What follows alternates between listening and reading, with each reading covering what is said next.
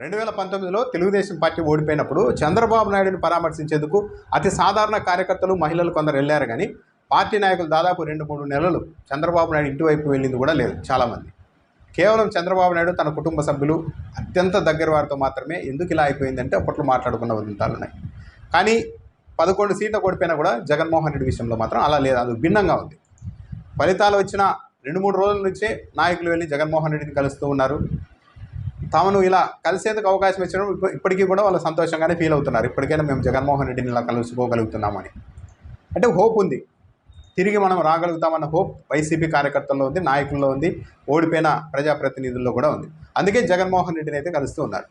శనివారం పులివెందులు వెళ్ళారు జగన్మోహన్ రెడ్డి. పులివెందులు అలా దిగారు లేదో వెంటనే తెలుగుదేశం పార్టీకి అనుకూలమని పేరున్న టీవీ ఛానళ్ళు ప్రచారం మొదలుపెట్టేశాయి.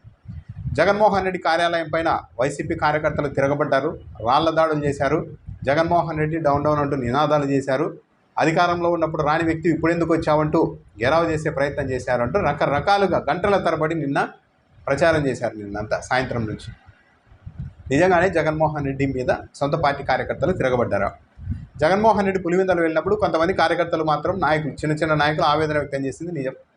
మన ప్రభుత్వంలో పనులు చేసినా కూడా మాకు బిల్లులు రాలేదు, ఆఖరి రోజుల్లో అధికారులని ఎంతగా వేడుకున్నా కూడా బిల్లులు మంజూరు చేయలేదు, నష్టపోయామని జగన్మోహన్ రెడ్డి దగ్గర వాళ్ళు చెప్పుకున్నది నిజం. అంతకుమించి దాడులు, రాళ్ళు విసరడాలు, గెరావు చేయడాలు అలాంటివి ఏమీ జరగలేదు. ఇంతెందుకు డిఎస్పీని వివరణ ఇచ్చారు. ఇక తప్పని పరిస్థితుల్లో ఈనాడు, ఆంధ్రజ్యోతి కూడా అసలు నిజాలు రాయవలసి వచ్చింది. ఈరోజు నిన్నంతా నెగిటివ్గా ప్రచారం చేసిన మీడియా సంస్థలు కూడా ఇప్పుడు మౌనంగా ఉండాల్సిన పరిస్థితి. స్థానిక డిఎస్పీనే చెప్పారు, జగన్మోహన్ రెడ్డి పులివెందుల్లోని తన కార్యాలయానికి వచ్చినప్పుడు పెద్ద సంఖ్యలో కార్యకర్తలు, అభిమానులు వచ్చారు. ఆ సమయంలో తోపులాట జరిగింది. ఒక వ్యక్తి కిటికీ అద్దాల మీద పడ్డారు, దాంతో అద్దాలు పగిలిపోయాయి, ఒక వ్యక్తికి గాయాలయ్యాయి, జరిగింది ఇదే అని స్థానిక డిఎస్పీని వివరణ ఇచ్చారు. ఆ వివరణను ఈనాడు, ఆంధ్రజ్యోతిలో కూడా రాశారు.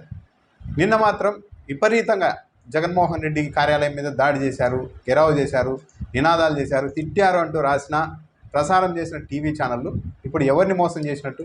అంటే తన వ్యూవర్స్ని, తమను ఫాలో అవుతున్న వారిని ఒక భ్రమలో ఉంచేందుకు, ఏదో వాళ్ళకు అల్ప సంతోషాన్ని కలిగించేందుకు తాత్కాలికంగా పచ్చి అబద్ధాలని ప్రచారం చేసి సొంత వ్యూవర్స్ని మోసం చేయడమే కదా.